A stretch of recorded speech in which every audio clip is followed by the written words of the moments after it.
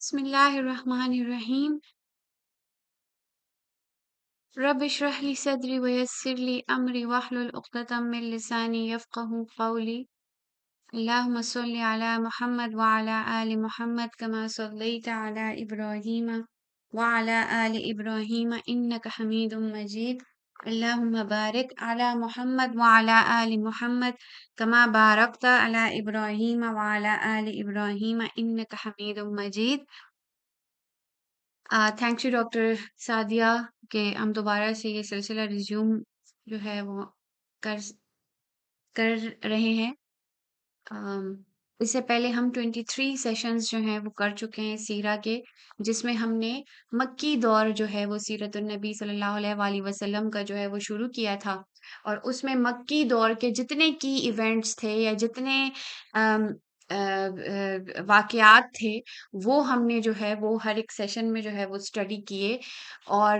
اس کو ہم نے مختلف کتابوں کا ایک نچوڑ کر کے یا پھر اس کی میں پیجز یہاں پر ڈسپلے کرتی تھی،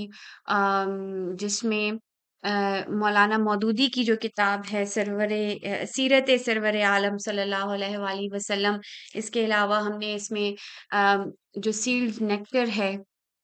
اس کو، اور جو ڈاکٹر اسرار کی بک ہے ابن ہشام، مطلب مختلف اس کے مجموعے سے جو ہے ہم اس کو ہم ٹیلی کر کے ابن کثیر کی جو سیرت ہے اس میں سے ٹیلی کر کے جو ہے وہ ایک سیشن جو ہے وہ پریپیئر کرتے ہیں، اور اس میں سے کیونکہ مولانا مودودی کی بک میں اکثر ہمیں جامع وہ سب چیزیں ایک ساتھ، کیونکہ ان پیجز میں اکثر وہ مل جاتی ہیں، یا وہ اس میں زیادہ اچھے الفاظ میں وہ سب کا ایک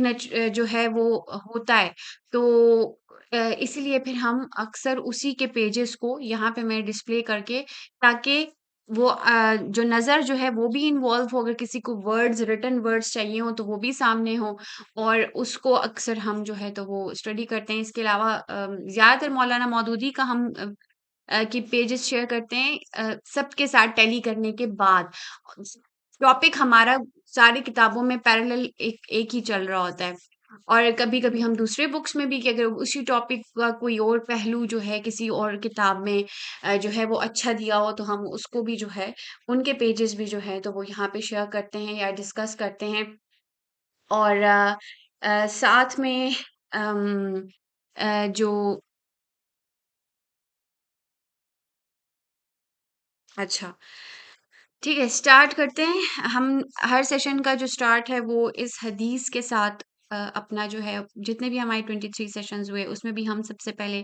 اس حدیث کو ضرور جو ہے وہ پڑھا کرتے تھے، اور اس کا ریزن یہ ہے کہ اس حدیث میں پوری ایک فلسفی، ایک پرسپیکٹو جو ہے وہ دیا گیا ہے کہ کس نظریے سے اور کس اہمیت سے اور کس فوکس سے جو ہے وہ سیرہ کو دیکھنا ہے، اور جس ذات مبارک کی ہم زندگی کو جو ہے وہ اسٹڈی کر رہے ہیں صلی اللہ علیہ وآلہ وسلم، تو اس ذات مبارک کا ہمارے پہ حق کتنا ہے، اور وہ اس حدیث سے جو ہے وہ واضح ہو جاتا ہے۔ تو یہ صحیح بخاری کی حدیث نمبر 15 صحیح حدیث ہے، جس میں نبی کریم صلی اللہ علیہ وآلہ وسلم کا ارشاد مبارک ہے کہ تم میں سے کوئی شخص ایمان والا نہیں ہوگا جب تک اس کے والد اور اس کی اولاد اور تمام لوگوں سے زیادہ اس کے دل میں میری محبت نہ ہو جائے۔ تو یہ وہ سٹینسل ہے یہ حدیث، اسی لیے ہم میں نے اس دفعہ جب ہم دوبارہ سے یہ سلسلہ شروع کر رہے ہیں تو میں نے سوچا کہ ایک اور حدیث، یا ہم ایک ہر سیشن میں اور حدیث، نئی سے نئی حدیث جو ہے وہ ہم ڈسکس کریں، اس سے ہماری حدیثوں کا بھی ایک جو ہے پورشن جو ہے وہ کور ہوگا، لیکن میں اس حدیث کو اب ہٹا نہیں پائی، اور اس کا ریزن یہ ہے کہ جو حدیث مبارکہ ہمارے نظروں سے گزرتی رہتی ہیں، ہم ویسے بھی اس کو جو ہے وہ ہم پڑھتے رہتے ہیں، یا کسی ایک موضوع پہ ہوتی ہیں، یا مختلف ان کے ساری ظاہری باتیں وہ اہم ہیں، امپورٹنٹ ہیں، لیکن یہ جو حدیث ہے نا، جو ہم اسٹڈی کر رہے ہیں، جو ہماری سیرہ کی اسٹڈی ہے، اس کے ساتھ جو ہے اس کو ہر سیشن کے سٹارٹ میں پڑھنے کا وہ ہم مقصد یہ ہے، اور اس کو پورا بھی بالکل بھرپور طریقے سے کرتا ہے، کہ وہ ہمارا ایک لیول، ایک standard of focus, of priority, of ہمارا انوالومنٹ جو ہے وہ یہ حدیث جو ہے وہ ڈٹرمن کر دیتی ہے کہ آپ نے کس سیریسنس اور کس حد تک، اب دیکھیں اس میں ہے والد سے زیادہ، یعنی کہ ہمارا جو پیرنٹس کا ہم پہ، انسان اپنے پیرنٹس اور اپنی اولاد، یا پھر اس کا کوئی دوست ہو یا اسپاؤز ہو یا زندگی میں کوئی اور انسان جو اس کا محبوب ترین شخص ہو، تو وہ کتنی توجہ ہم اپنی زندگی میں دیکھ لیں نا، کہ ہم اپنا روزانہ کا ٹائم جو ہے، ہمارا پورا جو شیڈیول ہوتا ہے، جو اسکیجول ہوتا ہے، ہماری جو محنتیں ہوتی ہیں، ہماری جو کوششیں ہوتی ہیں، وہ ہماری انہی رشتوں یا محبتوں کے ارد گرد ہوتی ہیں. ٹھیک ہے، پورا دن کی جو باپ کی خاری ہوتی ہے یا ماں کی خاری ہوتی ہے، وہ اپنے بچوں کے لیے ہی ہوتی ہے نا، یا اپنی ذات سے اگر کسی کو محبت ہے یا کسی اور انسان سے، کہ ہم ان کو سہولت دینے کے لیے یا ان کی محبت میں یا ان کی آسانی کے لیے یا ان کی بقا کے لیے یا ان کی عزت کے لیے ہم اپنی کتنا ہم خود کو انکمفرٹیبل بھی کر دیتے ہیں، ہم ہر طرح کا اسٹرگل بھی کرتے ہیں، ہم قربانیاں بھی دیتے ہیں، ہم اف تک نہیں کرتے، ہم کہتے ہیں یہ نہیں، اور ہم پہ وہ گراں بھی نہیں گزرتی، ہم پہ وہ بھاری بھی نہیں گزرتی. تو وہ لیول آف ڈیڈیکیشن جو کہ جو یہاں پہ ذکر ہے نا، پیرنٹس ہے، اولاد ہے، والد ہے، اولاد ہے، یا اور بھی لوگوں میں سب سے زیادہ عزیز، یعنی کہ جو بھی محبت کا آپ کا حقدار ہے آپ کی زندگی میں،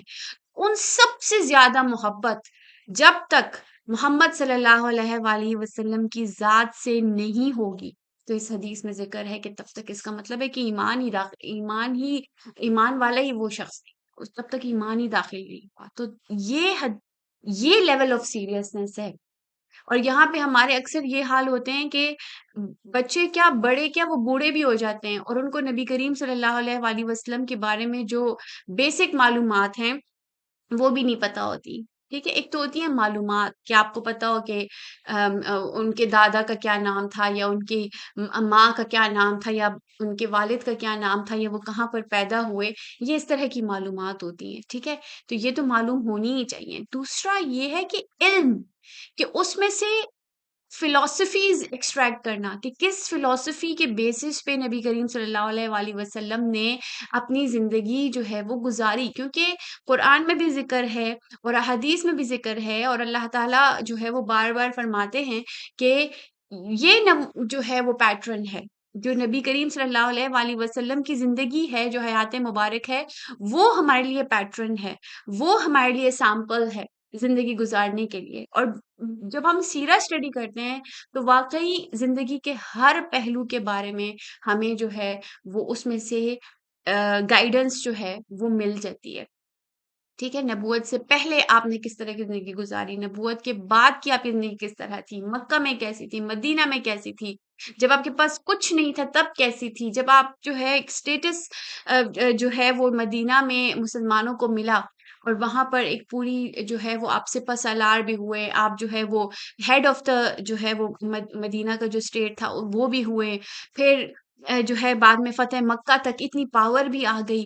کس کس لیول پہ کس طرح کا جو ہے وہ نبی کریم صلی اللہ علیہ وآلہ وسلم کا بیہیویئر تھا. تو یہ جاننا، یہ فلسفیز ایکسٹریکٹ کرنا، تو یہ جب تک کوئی نہیں کرے گا. اور اس کے بعد اس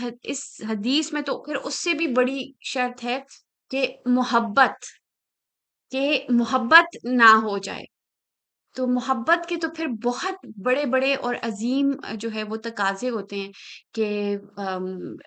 ان کو پورا کرنا. کیا ہم اس کے بارے میں سوچتے ہیں؟ کیا یہ حدیث میں جو اسٹینسل ہے کیا وہ ہماری زندگی کا پارٹ ہے؟ ان سب چیزوں کو پر سوچنے کے لیے اور ان کو اپنے سامنے رکھنے کے لیے ہم ہر سیشن سے پہلے یہ حدیث جو ہے وہ ضرور جو ہے وہ اسٹڈی کرتے ہیں. اللہ تعالیٰ جو ہے ہمیں ہدایت کی روشنی سے فیضیاب فرمائے، اور اللہ تعالیٰ ہمیں یہ توفیق دے کہ ہم اس حدیث کے سٹینڈرڈ پہ، اس کے سٹینسل پہ جو ہے وہ ہم پورا اتر سکیں. تو سیشن کا ہم آغاز کرتے ہیں. اچھا، ابھی ہم مکہ کے دور کے بالکل اینڈ تک جو ہے پہنچ چکے ہیں. لاسٹ کے ہمارے جو سیشنز تھے وہ شب معراج کے بارے میں تھے. اس کو ہم نے 2 سیشنز میں آئی تھنک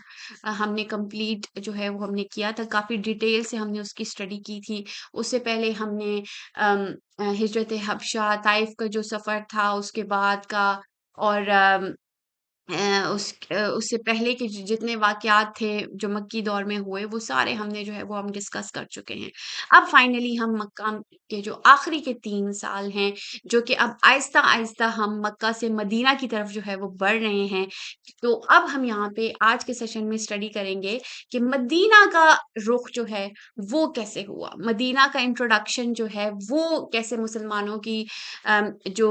ابھی یہ تحریک جو ساری چل رہی ہے نبی کریم صلی اللہ علیہ وآلہ وسلم کی نبوت کے بعد کی جو سٹارٹ ہوئی تھی یہ ساری تحریک، تو وہ اس میں جو ہے وہ مدینہ کا جو دخل ہے وہ کیسے سٹارٹ ہوا، اور اس کا تھوڑا سا ہم پس منظر بھی پڑھیں گے، اور پھر ہم آہستہ آہستہ آنے والے سیشنز میں انشاءاللہ جو مدینہ کا جو دور ہے اس میں ہم جو ہیں وہ داخل ہوں گے. اب اس میں سب سے پہلے اوس اور خزرج کے بارے میں جاننا، تھوڑا سا اس کا پس منظر جو ہے وہ بہت جو ہے وہ ضروری ہے. اور یہ جو اوس اور خزرج کے یہ کیا ہیں، یہ اصل میں وہ قبائل ہیں جو کہ مدینہ میں یا یثرب میں، مدینہ کا جو پرانا نام تھا اس کو جو ہجرت سے پہلے مدینہ کا نام تھا وہ یثرب تھا. تو یثرب میں یہ اوس اور خزرج کے جو قبیلے ہیں یہ جو ہے وہ آباد تھے. اس کے علاوہ جو باقی کے جو قبیلے تھے وہ یہودی قبیلے تھے جو بنی نذیر اور بنو کینکا جو ہیں وہ تھے. اس کے علاوہ جو وہاں پر ان کے علاوہ جو قبائل تھے وہ اوس اور خزرج کے تھے. تو ہم اس کا تھوڑا سا ہسٹری، تھوڑا سا پس منظر، ان کی ابتدائی تھوڑی تاریخ جو ہے وہ پڑھ لیتے ہیں، اور اسی کے ساتھ ہم اس کا کنیکشن جو ہے وہ مکہ کے ساتھ جڑے گا، اور ہمیں سمجھ آئے گا کہ کیسے جو ہے پھر مدینہ جو ہے وہ ان سین جو ہے وہ آتا ہے. تو سن 450 یا 451 میں صد معرب کے پھٹنے سے جو سیلاب عظیم یمن میں برپا ہوا تھا اس کی وجہ سے قوم سبا کا ایک شخص عمرو بن عامر اپنے بال بچوں کو لے کر شمال کی طرف منتقل ہو گیا تھا. اس کے ایک بیٹے جفنا کی اولاد شام کے علاقے میں آباد ہوئی اور غسان کے نام سے اس نے شہرت پائی. دوسرے بیٹے حارثہ نے حجاز کے پہاڑیوں اور بحر احمر کے ساحل کے درمیان اس طویل میدانی علاقے میں سکونت اختیار کی جو تہامہ کہلاتا ہے. اس کی اولاد خزاع کے نام سے مشہور ہے. تیسرے بیٹے سلبہ کی اولاد میں ایک شخص حارثہ تھا جس کے 2 بیٹے ایک ہی بیوی قیلا کے بطن سے تھے، ایک کا نام اوس تھا اور دوسرے کا خزرج. ان کی اولاد یثرب یعنی موجودہ مدینہ، جس کو پھر بعد میں ہجرت کے بعد وہ مدینۃ النبی جو ہے وہ کہلایا، تو مدینہ کے نام سے پھر مشہور ہوا، لیکن اس جو مدینہ کا پرانا نام تھا وہ یثرب تھا. تو یہ جو اوس اور خزرج جو بھائی ہیں جو کہ یہ جو ہیں یہ پھر یثرب میں ان کی اولاد جو ہے وہ جا کر آباد ہوئی. اور ان کے آنے سے پہلے جو ہے، یعنی یہ جو عربز تھے ان کے آنے سے پہلے جو ہے یہاں پر یہودی جو تھے وہ قبضہ جمائے ہوئے تھے. ایک مدت تک یہودیوں نے اوس اور خزرج کی اولاد کو اصل شہر اور اس کی سرسبز و شاداب زمینوں میں نہ گھسنے دیا، اور یہ لوگ اطراف کی بنجر زمینوں میں تنگی ترشی کے ساتھ زندگی بسر کرتے رہے. آخر کار انہوں نے اپنے ہم منصب غسانیوں سے مدد مانگی. وہ فوج لے کر آئے اور یہودیوں کو زبردستی شہر سے نکال کر اوس و خزرج کو اس پر قبضہ دلوایا. یہودیوں کے 2 قبیلے بنی قریظہ اور بنی نذیر اطراف شہر میں بسنے پر مجبور ہوئے، اور ایک قبیلے بنی قینقاع نے قبیلہ خزرج کی پناہ لے کر شہر کے ایک محلے میں سکونت اختیار کی. تو یہاں تک ہمیں پتہ چل گیا کہ اوس و خزرج جو 2 بھائی تھے، یہ اصل میں 2 بھائی تھے، اوس اور خزرج، یہ ایک ہی ماں کے جنے ہوئے 2 بیٹے تھے، 2 بھائی تھے، جو کہ ان کا اصل کہاں سے تھا، یہ بھی ہم نے جو ہسٹری پڑھی کہ یہ سارے یمن سے ان کا اصل تھا. ٹھیک ہے، یمن سے جو ہے ان کا اوریجن تھا. اور پھر یہ جو بھائی تھے اوس و خزرج، یہ یثرب میں پہلے تو اس کے مضافات میں، اس کی پیریفری میں جو ہے وہ آ کر آباد ہوئے، اور یہاں پر ان کی اولادیں جو تھیں اوس اور خزرج کی، ان کی آبادی جو ہے وہ یہاں پر جو ہے وہ پھیلی۔ لیکن ان کے آنے سے پہلے ہم نے ابھی کیا پڑھا کہ یثرب میں پہلے سے یہودیوں کے 3 قبائل جو تھے وہ یہاں پر آباد تھے، اور ان کا قبضہ تھا یثرب پہ، اور ان میں بنو قریظہ، بنی نذیر اور بنی قینقاع، یہ 3 قبائل یہودیوں کے جو تھے وہ وہاں پر پہلے سے تھے۔ پھر جو ہے اوس و خزرج پہلے جو ہے وہ تو پیریفری میں رہے، پھر انہوں نے اپنے جو کزنس تھے غسانی ان سے مدد مانگی، اور انہوں نے پھر یہودیوں کے ساتھ باقاعدہ جو ہے وہ جنگ کیا، لڑائی کی، اور جو ہے وہ یثرب میں اندر جو ہے یثرب کے وسط میں یا یثرب میں باقاعدہ آ کر یہ جو ہے وہ آباد ہوئے، اور جو قریظہ اور بنو نذیر ہے یہ پھر پیریفری میں جا کر بسنے پر مجبور ہو گئے، اور بنی قینقاع کا جو قبیلہ تھا وہ جو ہے وہ ایک شہر کے اندر ہی ایک محلے میں، یعنی ایک پرٹیکولر ایریا تک جو ہے وہ سمٹ کر رہ گئے۔ بنی قریظہ اور بنی نذیر نے جب دیکھا کہ ان کا حریف قبیلہ یعنی کہ دشمن قبیلہ بنی قینقاع خزرج کا حلیف یعنی کہ دوست بن گیا ہے، تو انہوں نے قبیلہ اوس سے معاہدہ کر کے اس کو اپنا حلیف بنا لیا۔ اب یہ 3 یہودیوں کے قبیلے تھے، تو اس میں سے بنو قینقاع جو تھا، پہلے تو ان کی آپس میں جنگ ہوئی، اس کے بعد جب انہوں نے ساتھ میں مل کر ہی رہنا تھا تو ان کی آپس میں کوئلیشنز جو ہیں وہ بن گئی، ٹھیک ہے۔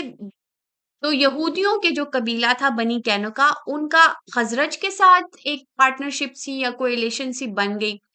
اور جو یہودیوں کے دوسرے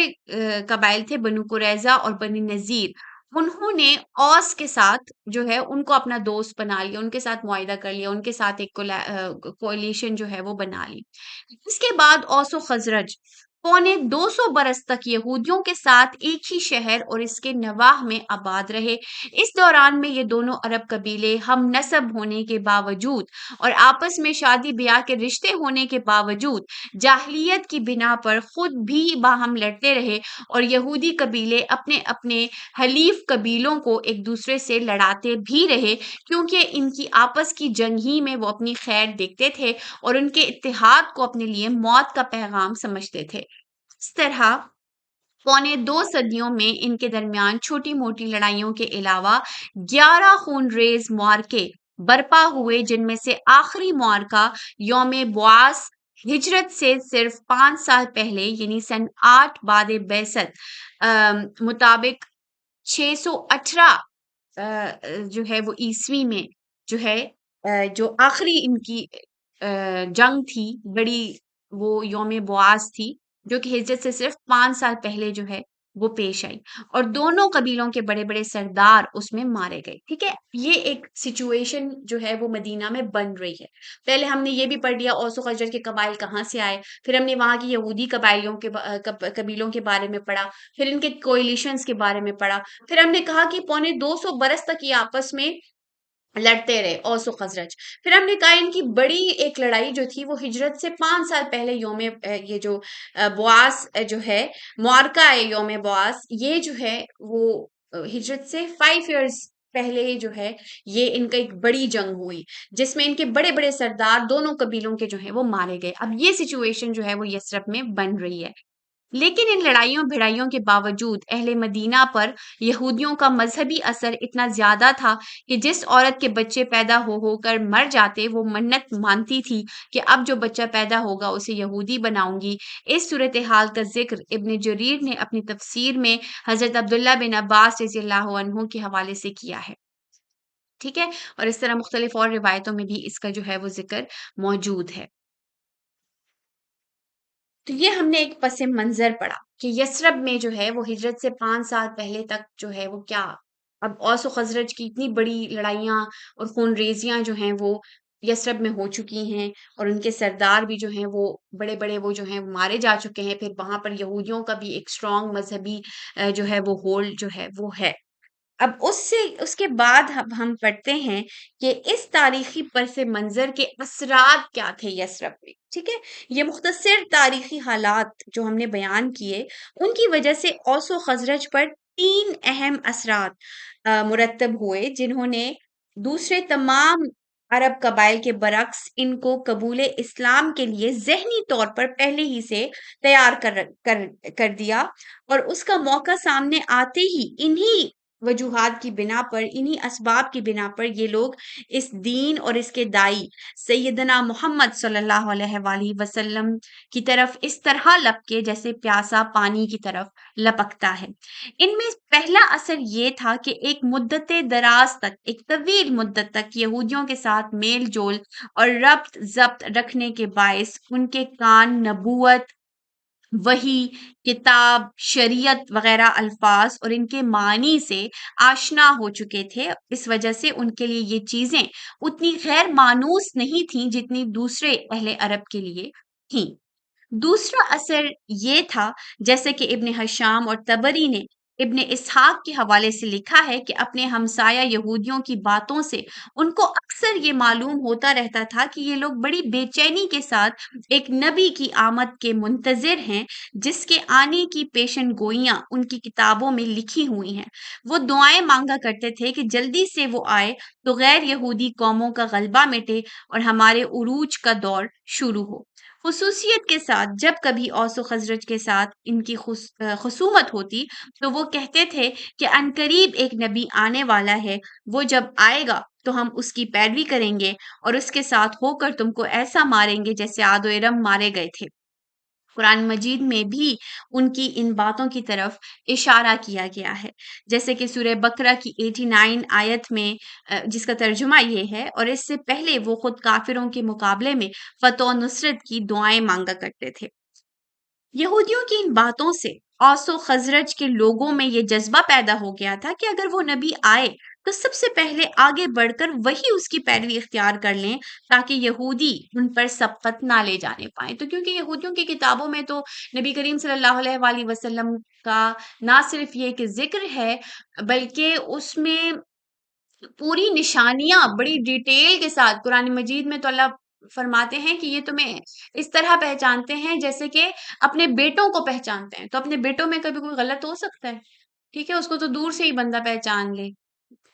تو اتنے ڈیٹیل میں ان کے کتابوں میں جو ہے وہ ذکر تھا، اور وہ آخری نبی کے آنے کے منتظر بھی تھے، اور وہ دھمکیاں بھی اوس و خزرج کو دیتے تھے کہ ہمارا نبی جب آئے گا تو ہم تم لوگوں پر غلبہ پالیں گے، اور تم لوگوں کو ان کی قیادت میں جو ہے وہ تم لوگوں پر ہم غلبہ پالیں گے۔ تو اسی لیے وہاں جو اوس و خزرج کے جو لوگ تھے تو وہ ان سب چیزوں سے واقف تھے، ان کے لیے یہ غیر مانوس چیزیں نہیں تھی جو کہ نبی کریم صلی اللہ علیہ وآلہ وسلم پھر قرآن لے کر آئے، اس میں جو باتیں تھیں، اس میں جو تصورات تھے یا جن ٹرمینالوجیز کا ذکر تھا، تو وہ پہلے سے مدینے والے جو ہے وہ یہودیوں کی وجہ سے، ان کی کتابوں کی وجہ سے، ان کی وہ باتیں سن سن کر ان کو پہلے سے اس چیز کا بالکل ایک گہرا ان کو آئیڈیا تھا۔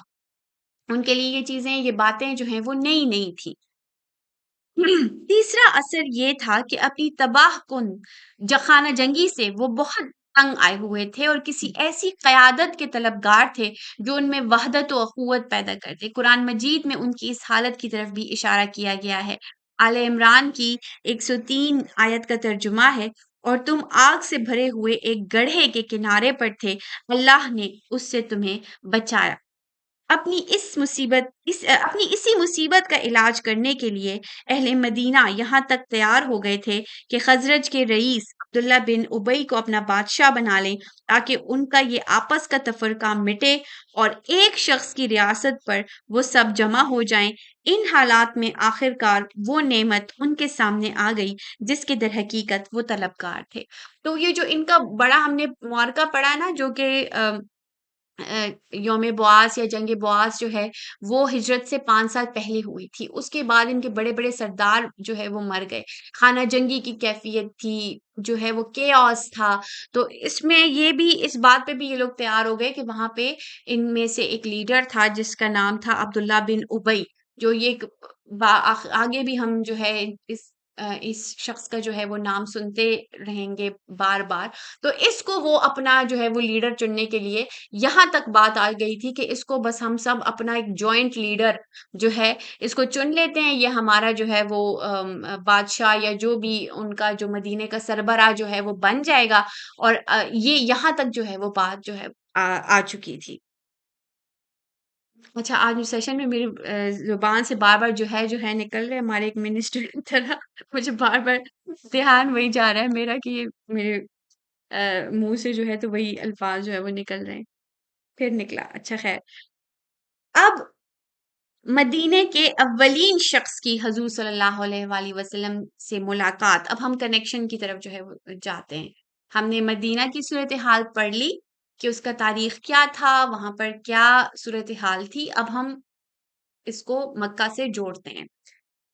ابن حشام اور تبری نے ابن اسحاق سے عاصم بن عمر بن قتادہ انصاری کی یہ روایت نقل کی ہے کہ مدینے کے سب سے پہلے شخص جو رسول اللہ صلی اللہ علیہ وآلہ وسلم سے ملے وہ سوید بن سامد تھے۔ وہ اپنی لیاقت، بہادری، شعر و سخن اور شرف و نسب کی بنا پر اپنی قوم میں کامل کہلاتے تھے۔ رسول اللہ صلی اللہ علیہ وآلہ وسلم سے ان کی رشتہ داری بھی تھی۔ ان کی ماں لیلہ بنت عمرو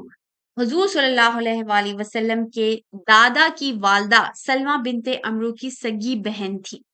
وہ حج یا ام، وہ حج یا عمرے کے لیے مکے آئے۔ اچھا، ہم نے مکہ دور میں پڑھا کہ نبی کریم صلی اللہ علیہ وآلہ وسلم کی یہ سنت تھی، ان کا یہ طرز عمل تھا کہ ہر سال جو حج کے لیے یا پھر عمرے کے لیے سال میں مختلف ٹائم پیریڈز پہ عمرے کے لیے یا پھر سال میں ایک دفعہ جو حج کے لیے لوگ آتے تھے، تو وہی ایک ٹائم ہوتا تھا کہ دور دور سے عرب جو ہے وہ مکہ میں اکٹھے ہوتے تھے، تو وہی ایک موقع ہوتا تھا نبی کریم صلی اللہ علیہ وآلہ وسلم کے لیے کہ وہ اپنا پیغام مکہ سے باہر تک پہنچائیں۔ تو وہ ان سب لوگوں کے پاس جا کر تبلیغ جو ہے وہ کرتے تھے، ان کو دعوت اسلام جو ہے وہ دیتے تھے۔ تو اسی میں انہی اسی سلسلے میں ان کی ملاقات جو ہے وہ پھر سوید بن سامد سے ہوئی، اور یہ یثرب کے پہلے شخص تھے جن سے نبی کریم صلی اللہ علیہ وآلہ وسلم کی جو ہے وہ ملاقات ہوئی تھی۔ اچھا، اب حج یا عمرے کے لیے وہ مکہ آئے تو رسول اللہ صلی اللہ علیہ وآلہ وسلم نے اپنے قاعدے کے مطابق جو ہے ان سے ملاقات کی اور ان کے سامنے اپنی دعوت پیش کی۔ انہوں نے کہا شاید آپ صلی اللہ علیہ وآلہ وسلم کے پاس بھی وہی چیز ہے جو میرے پاس ہے۔ حضور صلی اللہ علیہ وآلہ وسلم نے پوچھا آپ کے پاس کیا چیز ہے؟ انہوں نے کہا مجلہ لقمان یعنی حکمت لقمان۔ حضور صلی اللہ علیہ وآلہ وسلم نے فرمایا وہ مجھے سنائیے۔ انہوں نے اسے پڑھ کر سنایا۔ آپ صلی اللہ علیہ وآلہ وسلم نے فرمایا یہ اچھا کلام ہے، مگر میرے پاس جو چیز ہے وہ اس سے افضل ہے۔ وہ قرآن ہے جو اللہ تعالیٰ نے مجھ پر نازل کیا ہے، وہ ہدایت اور نور ہے۔ پھر رسول اللہ صلی اللہ علیہ وآلہ وسلم نے ان کو قرآن سنایا اور اسلام کی طرف دعوت دی۔ انہوں نے اس سے بود نہ کیا اور کہا فی الواقعہ یہ ایک اچھا کلام ہے۔ اس کے بعد وہ مدینے واپس گئے اور کچھ مدت بعد خزرج نے انہیں قتل کر دیا۔ یہ جنگ بعاث سے پہلے کا واقعہ ہے۔ اچھا، مدینے کے ایک دوسرے وفد سے ملاقات۔ ابن حشام اور تبری نے محمد بن اسحاق کی یہ روایت نقل کی ہے کہ جنگ بعاث سے پہلے جبکہ اوس و خزرج کے درمیان عداوت یا دشمنی کی جو آگ ہے وہ بھڑک اٹھنے کے لیے تیار تھی، اوس کی ایک شاخ بنی عبد الاشہل کا ایک وفد ابو الحیثر انس بن رافع کی قیادت میں مکے آیا تاکہ خزرج کے مقابلے میں قریش کو اپنا حلیف یا دوست بنانے کی کوشش کرے۔ ٹھیک ہے، اب یہ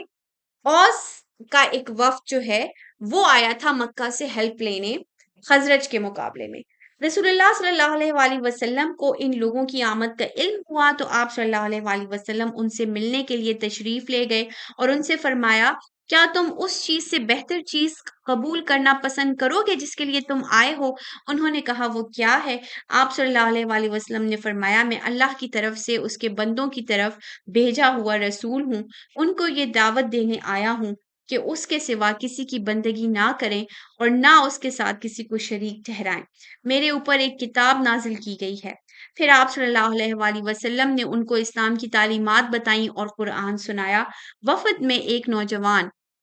इयास बिन मुआज भी थे। उन्होंने हजूर सल्लल्लाहु अलैहि वसल्लम की बातें सुनकर कहा, लोगो, वल्लाह ये चीज उससे बेहतर है जिसके लिए तुम आए हो। मगर अब अबुल हैसर ने बतहा की मट्टी उठाकर उनके मुंह पर मारी और कहा, हमें इन बातों से माफ करो, हम किसी और काम के लिए आए हैं। इयास चुप हो गए और रसूलुल्लाह सल्लल्लाहु अलैहि वसल्लम उठकर तशरीफ ले गए। इन लोगों के मदीना वापस जाने के बाद जंग बुआस पेश आ गई और इस पर कुछ ज्यादा मुद्दत ना गुजरी थी कि एयास का इंतकाल हो गया। उनकी मौत के वक्त जो लोग मौजूद थे उनका बयान है कि आखिर वक्त तक वो उनकी जुबान से अल्लाह की तहलील व तकबीर और हमद व तस्बीह सुनते रहे। इसलिए उनको इस अम्र में कोई शक ना था कि एयास उस मजलिस से इस्लाम कबूल करके आए थे और उन्होंने इस्लाम ही पर जान दी। इब्ने साद ने वाक़दी के हवाले से इस वाक़ये की जो तफ़सीलात बयान की हैं, उनमें चंद बातें इब्ने इसहाक़ के बयान से ज़ायद हैं। उनसे मालूम होता है कि बनी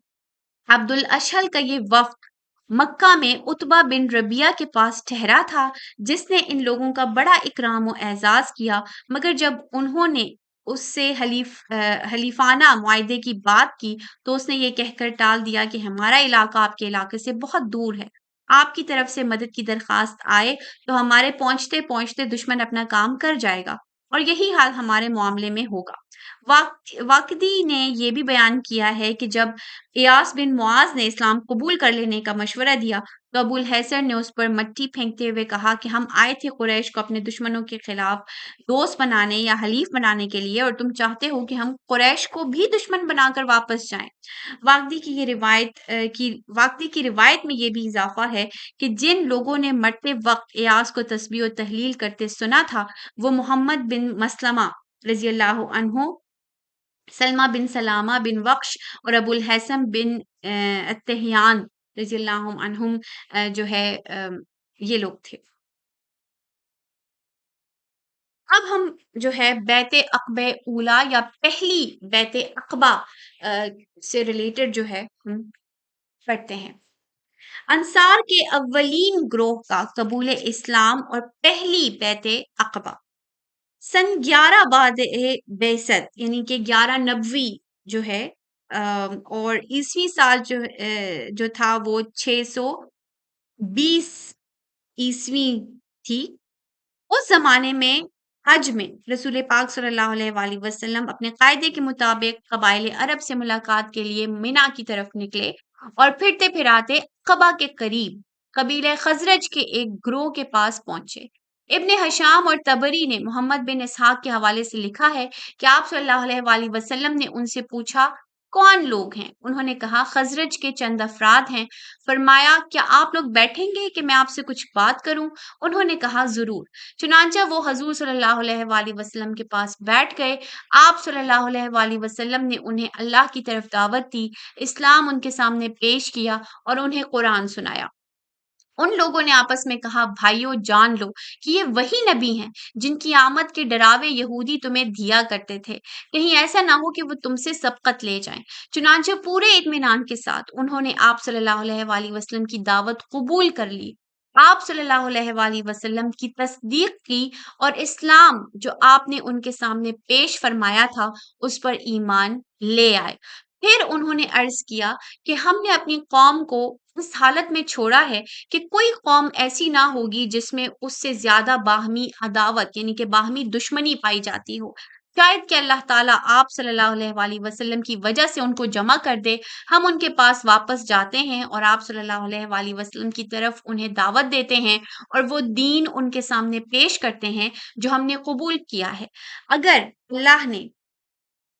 उनको आप पर जमा कर दिया, तो कोई शख्स आप सल्लल्लाहु अलैहि वसल्लम से ज़्यादा ताकतवर ना होगा। बाज़ रिवायात में इस बात को यूँ बयान किया गया है कि बैत के बाद हज़ूर सल्लल्लाहु अलैहि वसल्लम ने इन लोगों से फरमाया, क्या तुम मेरी पुश्तपनाही करोगे ताकि मैं अपने रब का पैगाम पहुँचाऊँ? उन्होंने अर्ज़ किया, या रसूलल्लाह सल्लल्लाहु अलैहि वसल्लम, अभी हमारे यहाँ जंग बुआस हो चुकी है। इस हालत में अगर आप सल्लल्लाहु अलैहि वसल्लम तशरीफ़ ले गए, तो आप सल्लल्लाहु अलैहि वसल्लम पर लोगों لوگوں کا جمع ہونا مشکل ہوگا۔ فی الحال آپ صلی اللہ علیہ وآلہ وسلم ہمیں اپنے لوگوں کی طرف واپس جانے دیجیے، شاید کہ اللہ تعالیٰ ہمارے باہمی تعلقات درست فرما دے اور ہم لوگوں کو اس چیز کی طرف دعوت دیں جس کی طرف آپ صلی اللہ علیہ وآلہ وسلم نے ہمیں دعوت دی ہے۔ ہو سکتا ہے کہ اللہ ان کو آپ پر جمع کر دے، پھر آپ سے زیادہ طاقتور کوئی نہ ہوگا۔ اب ہم آئندہ سال آپ سے حج میں ملیں گے۔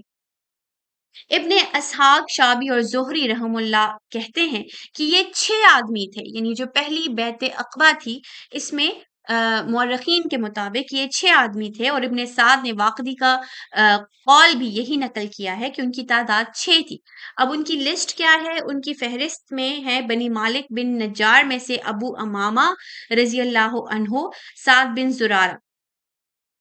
جاہلیت میں بھی یہ توحید کے قائل اور بت پرستی کے مخالف تھے۔ پھر دوسرے جو ہیں وہ بنی نجار میں ہی بنی بالغ بنی نجار میں سے ہی دوسرے شخص ہیں، وہ ہیں اوف بن حارث رضی اللہ عنہ۔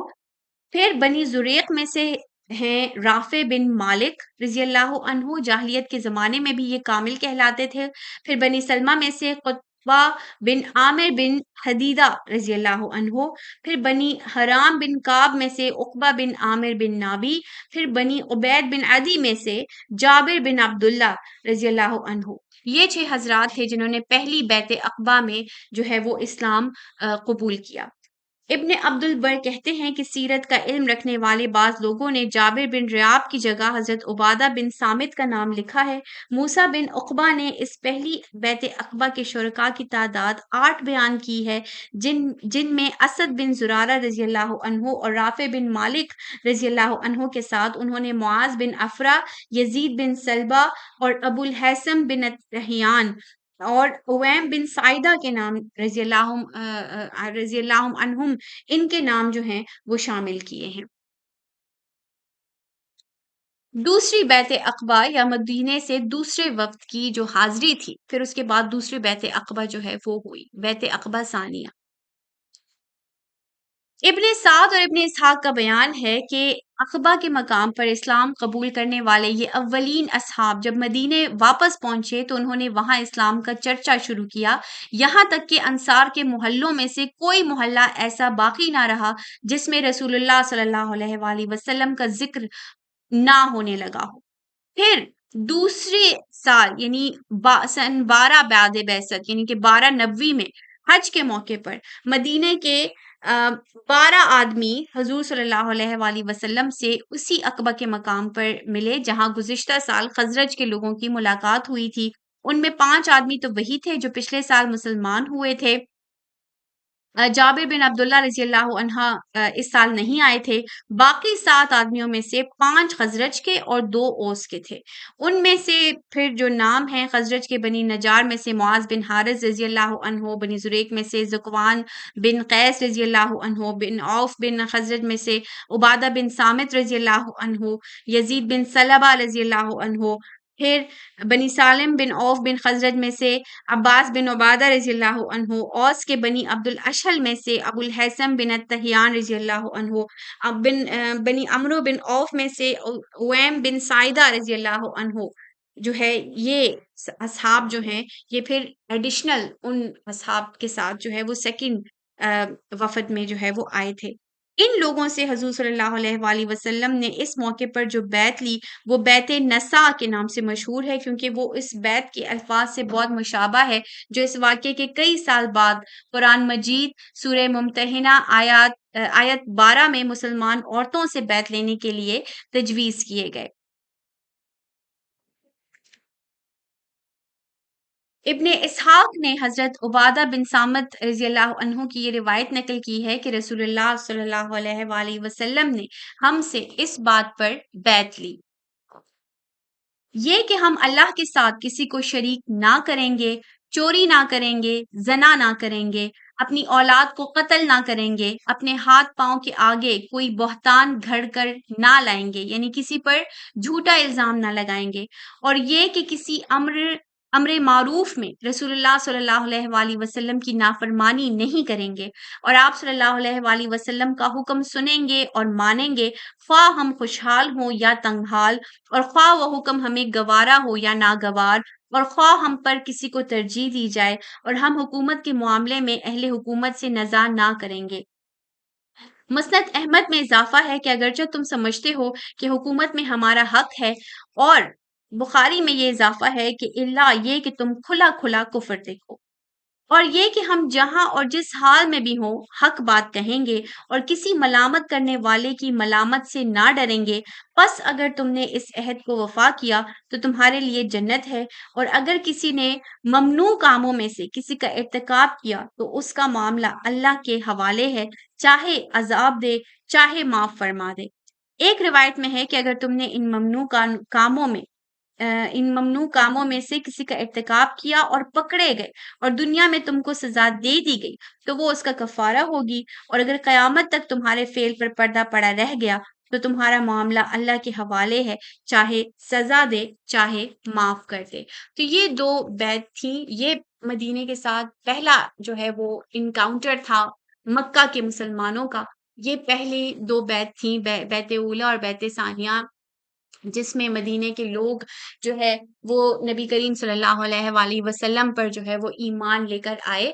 اور یہ سارا سلسلہ جو ہوا، اس سے آگے کے پھر جو واقعات ہیں وہ انشاءاللہ ہم نیکسٹ سیشن میں پڑھیں گے۔ جزاک اللہ خیرن کثیر۔